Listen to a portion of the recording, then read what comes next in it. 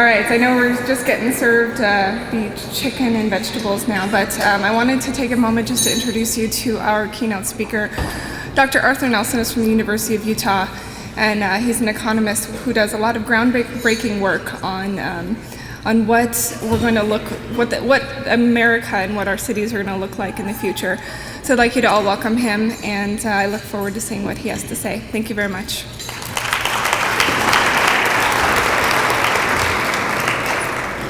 Thank you very much. I enjoy being lunch.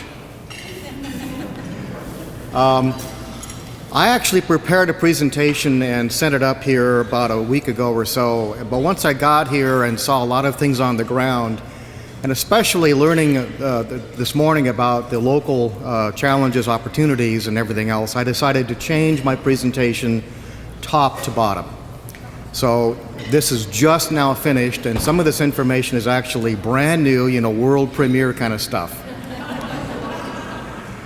I don't know, I forget how much time I actually have. I think they gave me 3 hours, so. I want to especially thank a person who I promised would go anonymous. This person picked me up at the airport, showed me around town, gave me all the inside scoop on the politics, the interest groups, the voting behavior of various people and everything else. So I can't use her name, so I use a nom de plume. So she was my tour guide.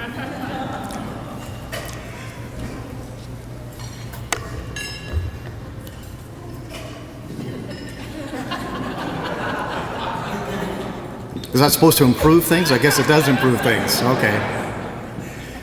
When in doubt, speaking to the mic or the lapel. Well, okay. We're all part of a growing nation. The U.S. is a growing country. It's unique among industrialized countries in that it is growing so rapidly. Germany is declining in population, so is Italy. France and the U.K. are basically holding steady. Japan is losing population so fast they might lose their country in 2 centuries. But the U.S. is growing very fast. In fact, it's going to add 100 million people faster than any other country on the planet except Pakistan and India, and probably faster than China, or at least on par with China. So the growth here is quite remarkable. And with the growth, we can grow ourselves out of problems, as we have now. Growth will take care of a lot of things. It also gives us new opportunities, or interesting opportunities I want to present to you as I go along, particularly in the context of Missoula. A major part of my theme is that as the U.S. grows, we're going to be adding a lot of built space. We're also going to be tearing down a lot of existing built space, and that creates an opportunity for us to reshape our built environments. In the year 2010, I estimate that we had about 1/3 of a trillion square feet of built stuff in this country. This building, schools, houses, adding it all up is about 1/3 of a trillion square feet of the built environment. You're one of the very few people to have seen that number, by the way. By the year 2040, we will have to have about 460 or so billion square feet of built environment to support population and jobs and everything else.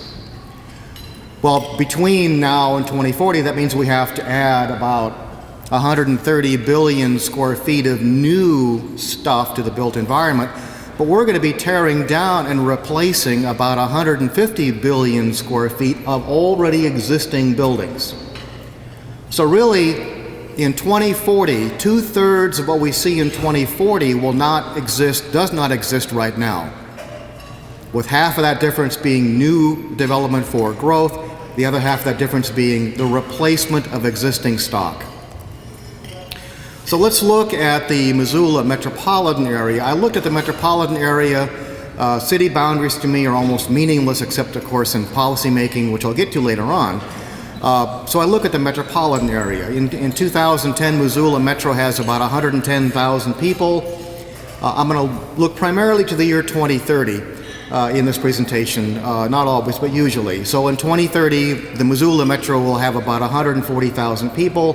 30,000 growth, pretty healthy growth, 30% growth, a little more than that actually.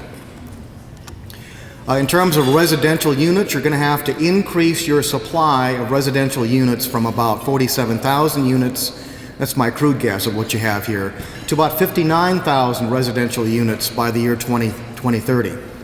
That means that you're going to have to add about 12,000 new residential units, but you're going to be tearing down and replacing another 4,000 existing residential units, so the total demand is for about 16 or so thousand residential units, which is about a third of the entire stock that exists today in 2010.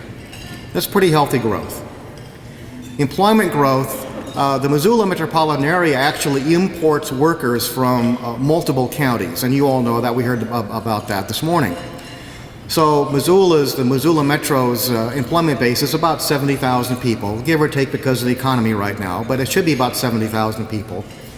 It'll grow to about 100,000 people by 2030, about a 30,000 increase in jobs. This is both part-time and full-time jobs, by the way the Bureau of Economic Analysis characterizes or classifies jobs. So you're going to have a faster job growth rate than population growth rate, which is interesting. Again, largely because a lot of people would be living in other counties and commuting into this county to work. The non-residential spaces in Missoula Metro come to about 36 million square feet, as near as I can estimate. Maybe somebody here has a better estimate than I do, but this is the warehousing space, the industrial space, the institutional space, commercial, office, retail, all of the non-residential spaces come to maybe about 36 million square feet, give or take.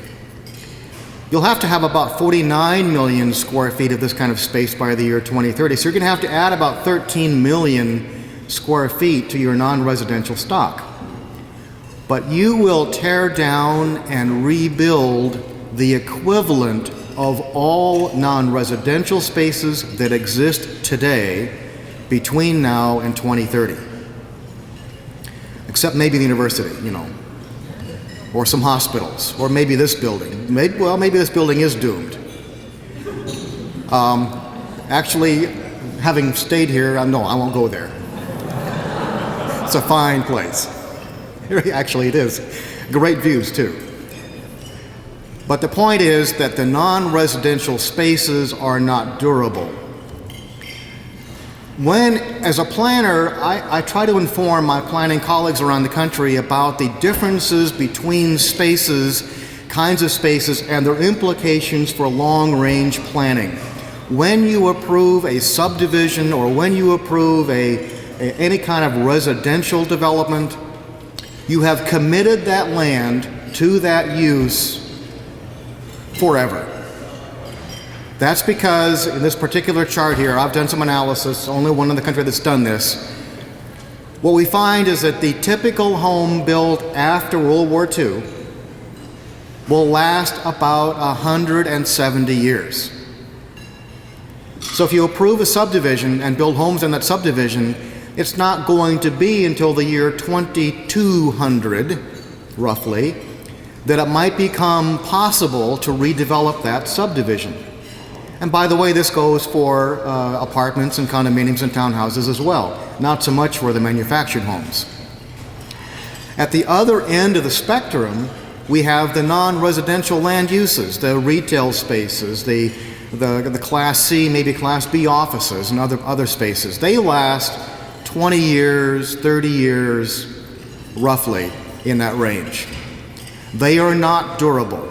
They are built primarily to generate the profits needed over a short-term investment horizon to justify the investment to the investors. Nothing wrong with that. That's a fact of life.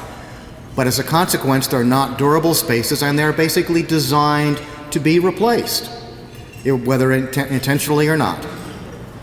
So this is where the future of planning is, I believe, in places like Missoula or Atlanta, Georgia, or New York City. It's in the redevelopment of the non-residential spaces, because the residential spaces are essentially permanent.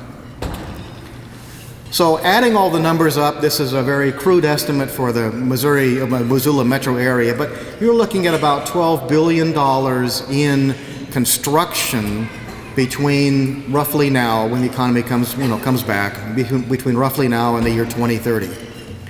That's pretty healthy growth for a small town like this. A lot of small towns would be envious of Missoula, frankly. There's also a particular asset you all have here. Obviously, it's the University of Montana. As near as I can tell, it has about 15,000 total students now, undergrad, grad, full-time, part-time. That number may be a little off. I've done some university projections in my career, and I sense that the University of Montana will grow to, I think, 25,000 students, looking at statewide trends and local trends. But I'm hedging my bets and saying, well, maybe 22,000 students by 2030. Clearly putting the university into the big time in public universities in the U.S. Faculty will grow to about 1,000, give or take. Research will grow dramatically, based on my estimates, from $70 million a year roughly now to more than double that by the year 2030, because you have the ingredients you need to build on a research foundation. And as you grow and change, you'll probably move from the big sky. I'm actually a Portland State alum, and I don't think Portland State will ever move away from the big sky. In fact, it took them a lot of work to get into the big sky. But I think Montana is poised, frankly, for a lot of reasons I can go into later on, to move into the WAC, or maybe more conceivably the Mountain West, because there's going to be some major changes in league affiliations over the next 2 years. That's another lecture.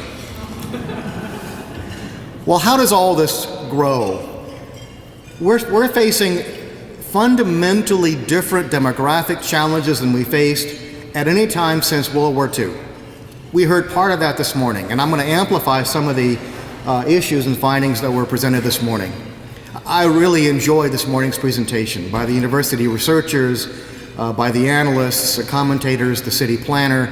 I learned a lot about this area. Well, in the 1960s, about half of American households had children. That was the baby boom era. By 2010, only about a third of American households had children. By 2030, maybe a quarter will. Missoula is tracking national trends a little bit. In 2010, Missoula had about a third of its households had children. It'll actually be above the national average, but it'll still fall in terms of total households as a percent with children by the year 2030. Single-person households in Missoula will grow from about 31% now, 2010, to about 34%, more than a third, by 2030. I'm going to hedge my bets, though, because household formation itself is fundamentally changing. So even though I've presented these numbers here, these are based on the year 2000 assumptions of demographic trends. I'm going to come back to this issue in a few minutes. One of the big drivers in Missoula, in Arizona, in Utah, in anywhere you go U.S., is the aging population. The people born between 1946 and 1964, I'm included in that group, are called the baby boomers. They turn 65 starting next year, 2011, and they finish turning 65 in the year 2029. So really, the decades between 2010 and 2030 are the baby boom, whatever you call it, decades, aging decades, whatever we call ourselves. And by the way, the baby boomer influence on the economy and politics and culture of this country will last well into the 2040s, because the boomers are going to live a lot longer than their parents ever lived, by 10 to 20 years longer. So I call the period between 1945 and 2045 the baby boom century, because as the boomers were born, we re-engineered our whole economy around the children. And as they aged, those people aged and they become the dominant force of the economy. And as they age and retire, they're going to become the dominant, still the dominant influence on the economy through medical care and pension programs, or lack thereof, and the rest of it. So really this whole century is going to be the baby boom century. Well, as we learned this morning, as boomers age and as they sell their homes, they tend to move into other kinds of homes. So this chart was put together by a colleague of mine at the University of Southern California, Dal Myers, and his doctoral student, which shows that by about the mid-60s, the propensity of households that are older than the mid-60s are to sell homes and not buy homes. The sell is on the dark line, declining. The lighter line is basically the rent line, or the sell rate. So the sell rate increases, the buy rate decreases in the mid-60s. Now, when a senior household relocates, where do they relocate from, and where do they go to? Before a senior household, these are national figures, so things are different, of course, in Missoula, but I think the trends are roughly the same. Before a senior household moves, only 24% of them live in an attached product, townhouse, condo, apartment, whatever it is. After they move, 54% move into an attached product. Could be owner-occupied, but it'd be a townhouse or a condo or maybe an apartment.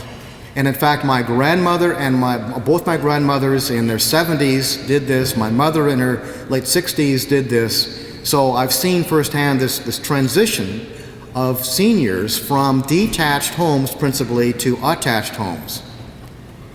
And then seniors actually own, among all the age groups, seniors have the highest percent of home ownership, 80%.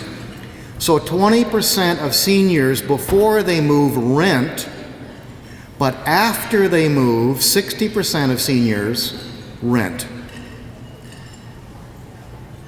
Well, I remind you that we haven't even started getting into the baby boom generation turning 65, and as they do by the tens of millions, they will reshape our housing markets in every corner of the country.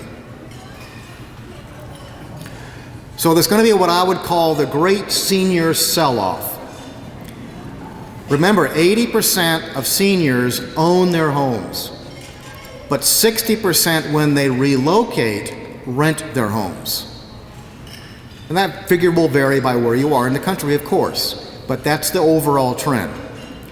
So between 2011 and 2029, we're going to see seniors turning 65 and getting older as a consequence, and they're going to be unloading their homes. This particular chart, also developed by Dal Myers at Southern California, shows what he calls the buy-sell ratios. So anything that's above the center line there is the buy environment, which means that more people are going to be wanting to buy homes in these states than sell homes between, basically at the year 2020 is what this chart is about. States below that line will have more sellers of homes than buyers. Well, you don't want to be in a state that has more sellers of homes than buyers for obvious reasons. That's why I moved from some of those states to Utah, which is on the upswing. But Montana is just about at the even point, a little on the low side, but really you'll have roughly the same number of buyers as sellers of homes as the baby boom population unloads their homes between now and 2030. So you're going to have a kind of a nip and tuck buy-sell relationship. Don't overbuild, but certainly build to meet demands as needed. I'm going to talk about overbuilding in a couple of minutes. Now locally here, the share of your population that will be 65 or older will about double. In 2000, it was about 10%. 10% of the population in 2000 was 65 or older. It'll be 19% in the year 2030, roughly double. And this chart shows you the trend line. And notice, of course, basically between 2000, well, basically at 2010, the line gets steeper because that's when the baby boom population kicks in. Your population dynamics will also change dramatically. This is a chart showing the number of, or the distribution of your population in Missoula by major age group. Under 18, obviously children. They will be about 17 or 18% of the total change in the number of people in Missoula Metro.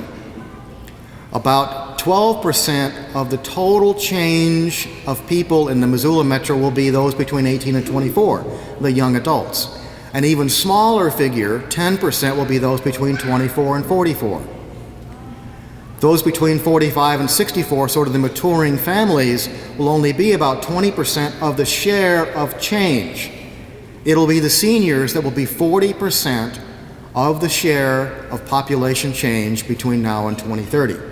I think a lot of you know that already, but this is sort of amplifying the changing markets we're facing here and everywhere else in the country. Now, this brings the question for many of us, a concern about pushing home ownership too much. I'm a believer in home ownership.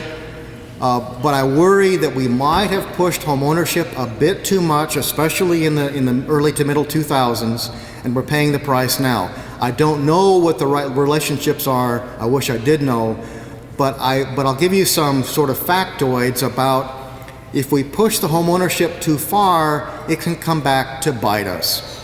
So I look at, for example, Indianapolis.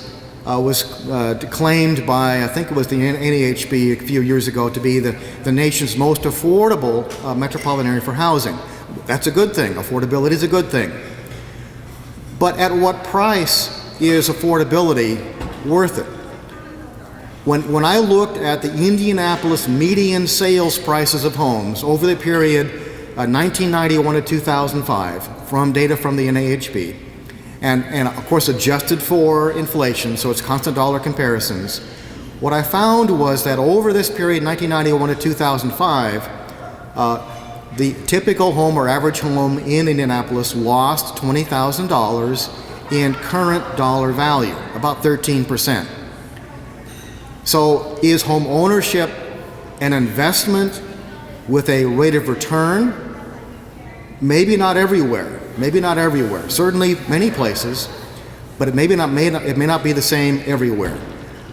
The flip side, however, is that as a source of forced savings, when you've paid off your mortgage finally, you own the home, and even if the home was lost value in real terms, you still have all of the equity, all of the value of the home that you can use. So there's it's sort of the, on the one hand, on the other hand issue raised this morning that Truman didn't like. But I also sense that buyers of homes nationally are very cautious. I think we heard that this morning in spades. For one thing, a lot of us are realizing that, let's be careful if we're going to buy a home because it might not appreciate as much as we'd like. We might even lose value, we might even lose the home. We lost about $8 trillion in total real estate equity, homes and non-residential, in the middle 2000s to the end of the 2000s. $8 trillion vanished, just disappeared. Foreclosures are at the highest rate since the Great Depression. And when I look over time between the early 1970s to the end of the 2000s, on a national average basis, a home generated only about 0.8% compounded annual rate of return. So again, if you're investing in a home as an investment, it's probably not a wise thing to do depending on where you are. There are many other alternative investment vehicles, despite markets going up and down, of course, over the years. Of course, remembering that as a source of forced savings, home ownership does have its ultimate benefit to the home buyer. Now let's look at the nature of change in household demand in the Missoula area. Now again, I'm going to have to rethink some of these numbers because I'm seeing fundamental changes in the composition of households that I just discovered. It got published in USA Today a couple of weeks ago, and I'm having to rethink my models to come up with what's happening. Well, at a national level, if we look at the total number of total growth in households between 2010 and 2030, only 14% of the total growth in households would be those with children in them. Now, we'd have more children in 2040 than now, and more households with children in 2030 than now, but their contribution, their share of the next wave of demand is 14%. That means that 86% of the next generation, the next 20-year demand for housing nationally, are for households without children. They've already raised the children, most of them, haven't had their children, many of them, and for some of them, they will never have children. Missoula is tracking national trends as near as I can estimate. 13% of the total growth in households in Missoula Metro will be those with children in them. 87% won't. Also of interest to me is that the number or the share of the growth in households who are singles and other persons, non-family members, will be about a third of the total growth, primarily because of the aging population. Now, you know this better than I do about the changing housing market realities. The subprimes are history, thank goodness. The alternate A mortgages are probably history. They're difficult to get anyway, and they're expensive. FHA-like mortgages are the king, which also means jumbo loans are not history, but they're expensive and difficult. So our markets are changing fundamentally. Whether they will change permanently is anybody's guess. But my guess is, anybody remember the S&L collapse in the 1980s? I was there, some of you were there too. That fundamentally changed commercial real estate finance forever. I think we fundamentally changed residential ownership financing forever as a consequence of what we're just going through now. Which means we're looking at an era of a century, if you will, of smaller homes because they're less expensive to build and buy, smaller lots because you could put more homes on the same lot and therefore reduce some of the price of the whole package, and more renters. And we heard about that also this morning in a very nicely prepared research survey by the university people. Now, when a household is deciding to move from one neighborhood to someplace else, what are they looking for in the attributes of the new neighborhood? I used to be a home builder back in Oregon in the 1970s and 80s. I still am an officer in a development company in Oregon and Washington. And I've seen in my experience, not very vast, but 30, 40 years, a fundamental change in what people are looking for in their next neighborhood. When I grew up, my family, we looked at the single-family detached homes in the safe suburbs with good schools, and we got them. We got them. But society is changing so much that now the next generation or two or whatever of households are saying, yes, we want good homes, and yes, we like our lots, maybe smaller than in the past, but we like our lots. But we're also now more interested in what the neighborhood gives us than we were in the past. So we want some transit options, maybe even here in Missoula. We want sidewalks so we can walk safely in the neighborhoods. We want to have accessibility to stores and restaurants. We want a housing mix, and I'll have a whole lecture on that I can go into. That's my second hour lecture. We want a different kind of neighborhood than in the past. Now these figures show percentages of people. This survey is from the National Association of Realtors 2004. These are the shares of respondents that wanted these kinds of attributes. So maybe not more than half want all of these things, but a third to 40% want these things, which on a base that used to be 0 is a phenomenal shift in the market. Also want to touch on the second home market, and I might be run out of the room because of what I'll say here.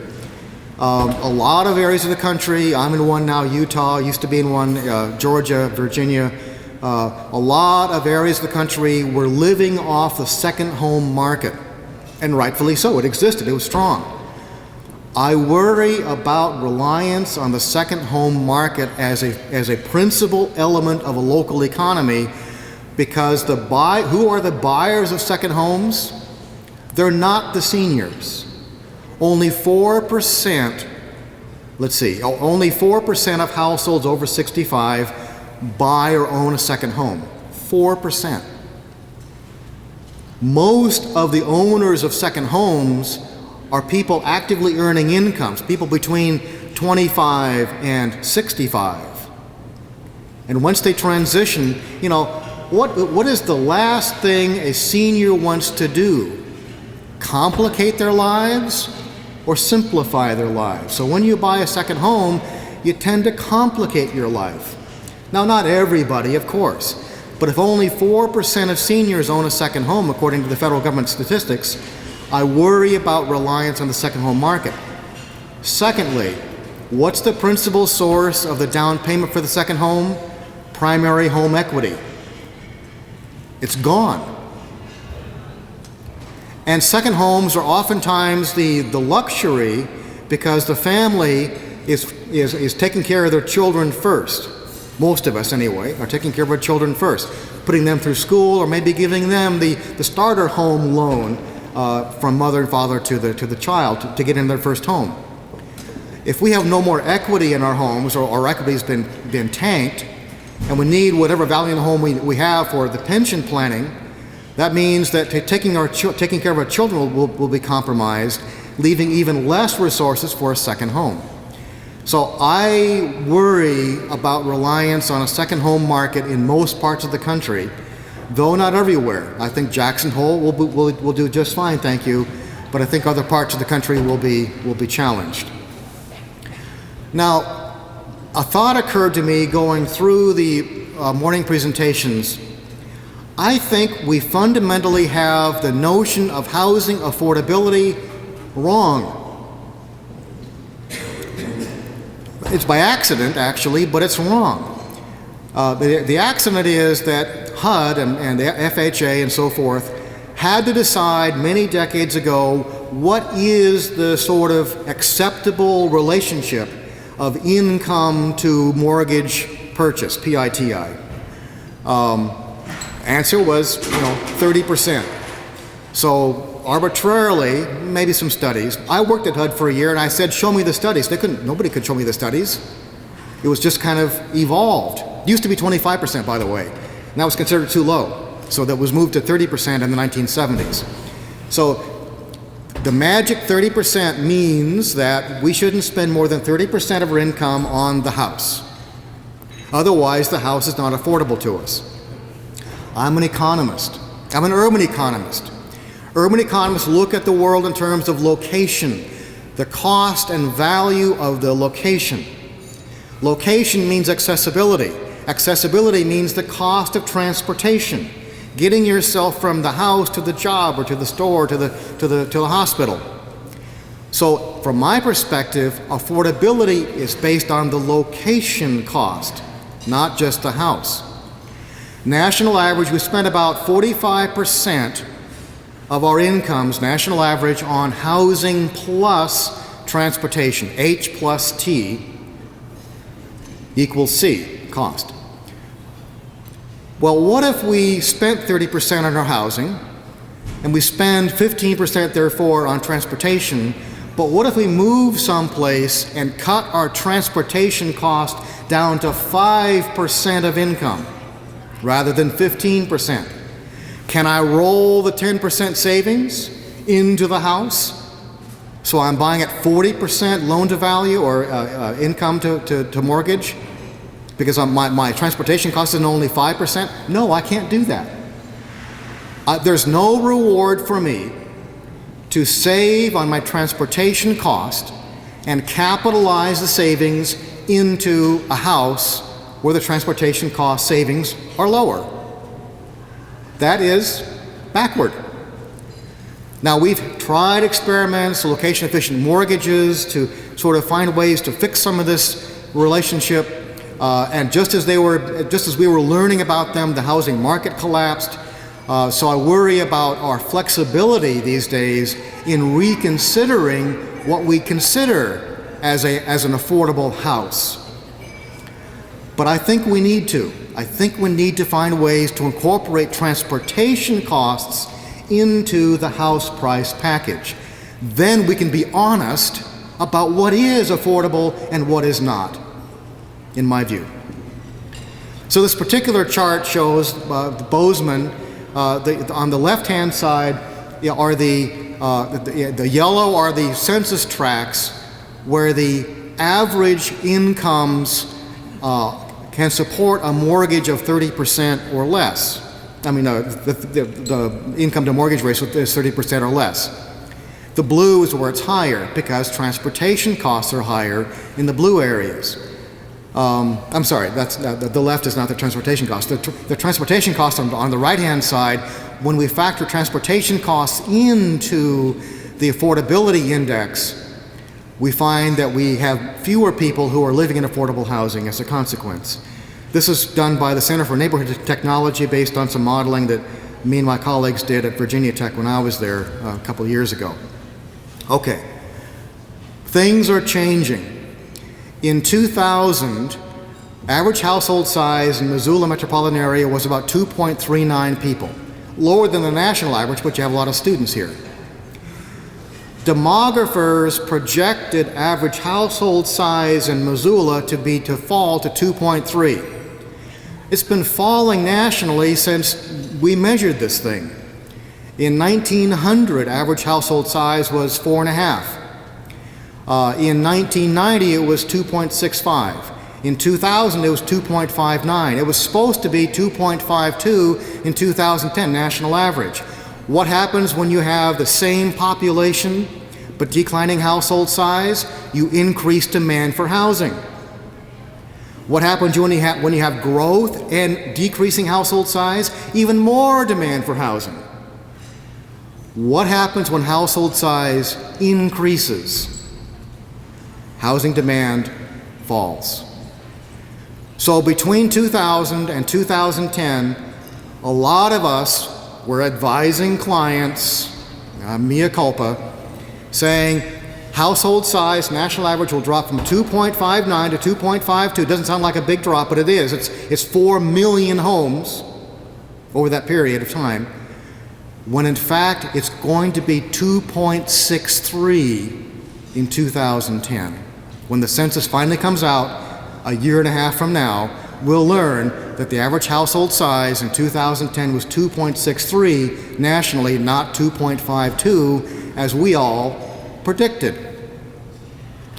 Which means we not only overbuilt by what we overbuilt by even more, not recognizing household size was increasing. Now, it's not just that the economy is causing household size to increase. When I saw the numbers, I began saying, well, that must be the economic anomaly. It is not. Household size began increasing in the early 2000s in the boom periods of housing. When anybody and their dog could get a house, household size was still increasing, was starting to increase. So if something fundamentally different is going on in our population base. So, demographers would have projected in 2030, Missoula metropolitan area would have an average household size of 2.18. That means even more homes, but the trend is just the reverse. The trend is more like 2.5 people per household. We need to take a very hard look at this, at the nature, the characteristics of this change. Nobody has done this. Nobody. A part of the change is through the rise of multi-generational households. Here we see the chart from 1900 to the year 2008. Notice that basically it's been on a downhill slide in terms of the percent of the households that were multi-generational were about 25% up to maybe through World War II, then dropped to about 12%, 13% in 1980. Beginning in 1980, the share of households that were multi-generational began increasing and increasing steadily. Despite ups and downs of the economy, it's been a steady rise, going to about 16, 17% in the year 2010 on a trend line to hit 20% by the year 2030. As you increase multi-generational households, you again decrease demand for housing. You also fundamentally change the kind of housing you need, right? So, how many McMansions are there in Missoula County? A couple of hundred probably. This is my take on the future affordable housing for many parts of the country. This is a 5,000 square foot home. This is the floor plan. And let's take a walk through how this house will become a multi-family housing unit, whether by the family, it's by bloodlines living in it, or even by different bloodlines living in it. So, on the main floor, ladies and gentlemen, we have the grandmother-grandfather suite. We have the common kitchen, we have the dining, living, common basically meeting area. But notice on the first level, this is where the elderly couple live. Here we have a room for maybe the student coming back to live after college. Basement. We turn the exercise room into a master bedroom. We have already 2 other bedrooms here, so the whole basement can hold a full family with about 1,500 square feet or so of space. By the way, my first house had 3 bedrooms, 2 bathrooms, a living room, dining room, kitchen, family room, 1,100 square feet. It was just fine, thank you. In metropolitan Atlanta, Georgia, that same house would be illegal because zoning codes require a minimum 1,500 square feet. So in some parts of the country, we have to rethink our zoning codes. I don't know what the zoning code here is. So the lower level can hold 1 or 2 children per bedroom here, mother, father here, and upstairs, the master bedroom suite can have another room next to it for another child. The nursery here is bigger than my master bedroom, 13 by 14. So you can have another family basically living up here. Altogether, 15 people can live comfortably in this McMansion. This is already happening in California, in Phoenix, in parts of Chicago, in Atlanta, Georgia. It may be happening here. This will further depress the demand for housing as we're shifting or changing our household formations. Home ownership is also going to be affected. Remember that we can't get the subprimes anymore, thank goodness. The Alt-A's are history, probably. Jumbos are difficult to come up with anymore. Basically, we're depressing the ability of the typical American family to buy homes relative to the recent past, or even relative to the 1980s. When we moved from Alexandria, Virginia to Salt Lake City in 2008, we bought a house, my wife and I bought a house. We put 70% down, 70% down. Our house in Alexandria was valuable. So 2 weeks before, or actually the week before closing, our broker calls us and tells us, Dr. Nelson, we have a problem closing the house.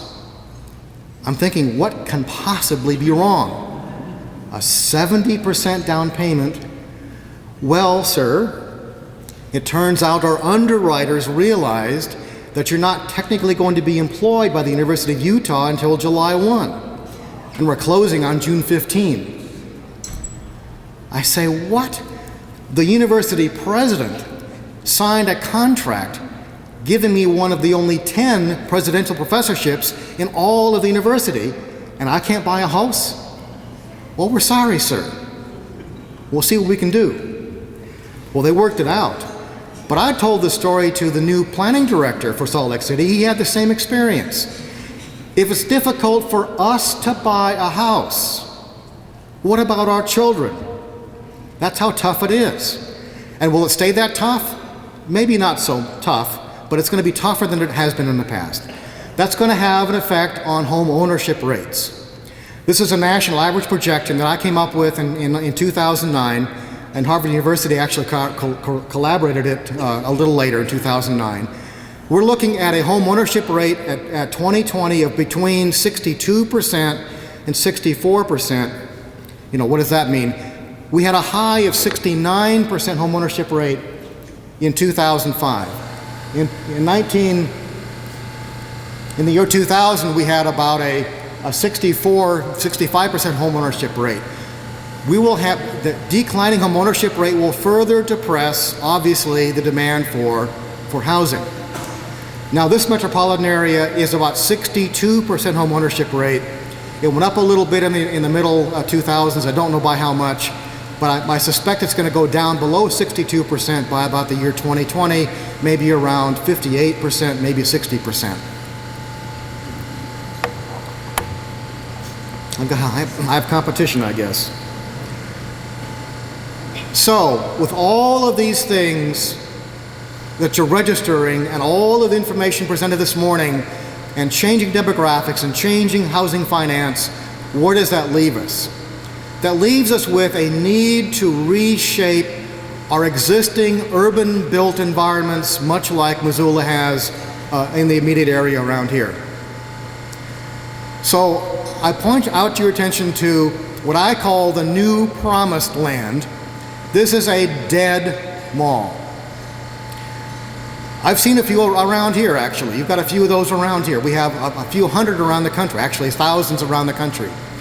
These are 20, 30-year-old retail strip malls that have passed their useful life, past their prime, and are waiting for the market to do something else with them. Unfortunately, probably our zoning codes and probably our financing institutions are kind of in the way.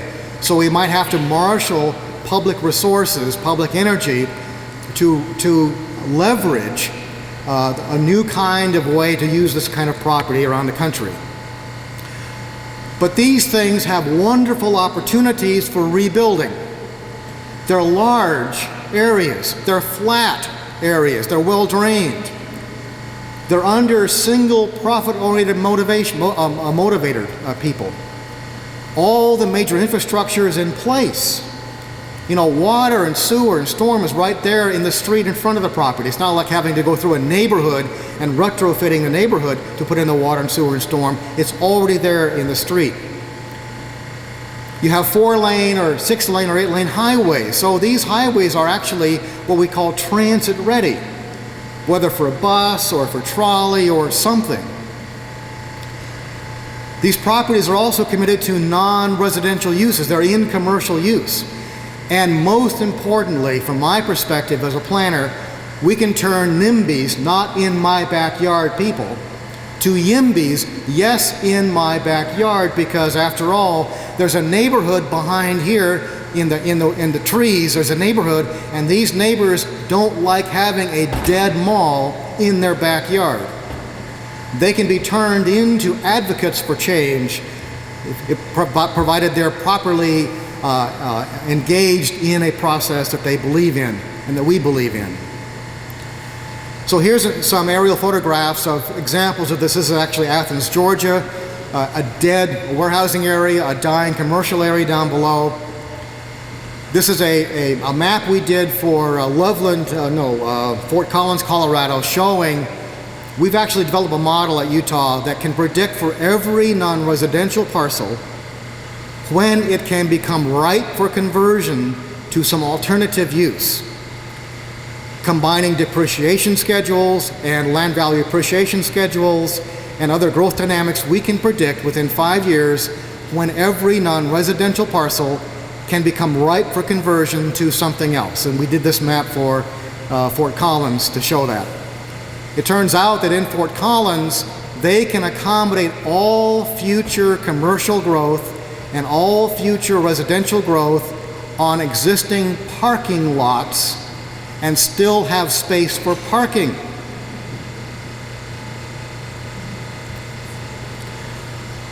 So we need to plan ahead. We need to begin thinking now about what do we do with a dead or dying, shopping center or strip mall, strip center?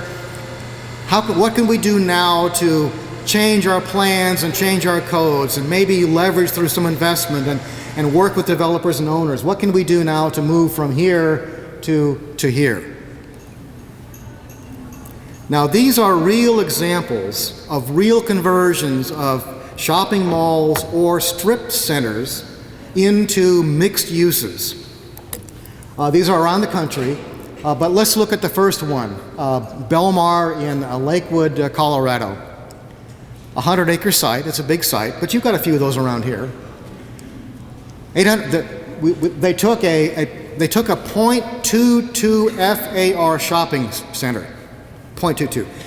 0.22 means that if you take the land area, 22% of it is in space, built space. So you take your built space divided by the land area, that's what we call floor area ratio.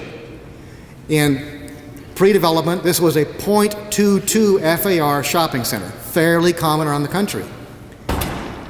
They redeveloped it into retail space, office, apartments, and they had some parking.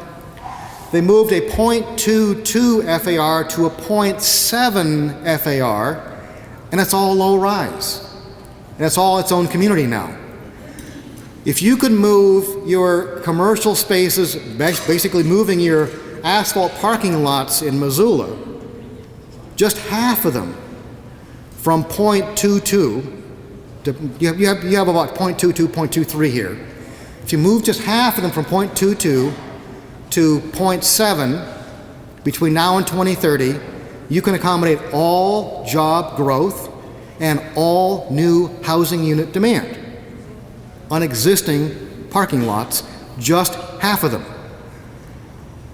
Now, will the market follow? Some of the market will follow, but also the market is the market is what we call in Missoula, show me. Back in the 1990s, new urbanism, traditional neighborhood developments, or whatever they're called, only 10% of the population said, well, they might think about moving into one of those things. 1990. The most recent survey that I've seen in 2009 indicates that 40% of American households would choose one of these TNDs if they had the option. Now, people are beginning to see these things. Oh, I now see it. I like it. The one development that's holding its own in value in the Salt Lake Valley is Daybreak, a new urbanism community. All other new developments are either lagging in sales or losing value or both. So think about converting your parking lots into these kinds of new opportunities here over time. And here's my estimate of your ability to accommodate development. By the way, the slideshow will be made available to the hosts here in a PDF format for you all to use. Finally, I want to talk about downtown. I've never seen, or rarely seen, such a pleasant skeleton for a downtown living environment as exists right here. You've got attractive architecture. You've got a manageable set of spaces. You've got a riverfront that's unbelievably underused. It's criminal that it's not used as well as it is. I mean, certainly you have the paths and everything else, but you have an opportunity to have the residential commercial mix on both sides of the river that would be attractive to the next generation of people at high density and smaller units, which is where the population is headed, of course. So my rule of thumb for downtowns is that a downtown ought to be attractive to at least 1% of the metropolitan area population. We have 110,000 people here now, going on 150,000 people. So you ought to be able to attract 1,000 people now, up to 1,500 people by the year 2030. And oh, by the way, if the downtown has anything going for it, like scenery, architecture, a water body, double that number. Now, what, 3%? 97% of the population wouldn't want to live downtown? That's fine. But 3% do? What an opportunity. What an opportunity right now that exists to reshape, recast your downtown and meet a part of the housing demand. So the bottom line is, looking to the future, we need to pay better attention to demographic changes than we have in the past. We need to assess the ability of non-residential parcels to accommodate redevelopment in ways that meet the new market demands. We need to identify interesting and new niches. A university town has an obvious niche with the university. Some universities, I don't know about this one, but some universities have figured out, oh, by the way, some of our alums might want to relocate here in their retirement to live in communities where they went to school. Penn State is one of the more famous ones. If it can happen at Happy Valley in Penn State, it can happen anywhere. I've been there. We need to assess better the senior and empty nester housing options that will be demanded in the next, well, starting next year. We need to also identify those few people who we would call footloose nationals. These are people who are educated, earn good livings, but can be anywhere USA. Identify the people who want to be in a university town in the Rocky Mountains and reach out to them in Miami and New York and Chicago and tell them, you got an airport here. It's not international, but it works. You have scenery here, outdoors, you have a nice environment, you have a university here. Everything you really want here is already here. There are probably a few thousand of those around the country that have never thought about Missoula as a place to relocate, and they can live anywhere. And then, of course, cater to your strengths. Your strengths are the university, obviously, your setting. You can't get a better setting than this, frankly. And talent. I've seen a lot of talent already since I've been here. You have the talent. Thank you all very much.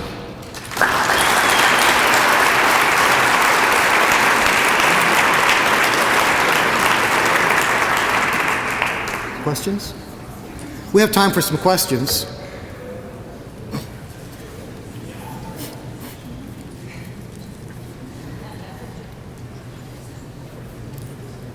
Okay, hearing none. Thank you again very much.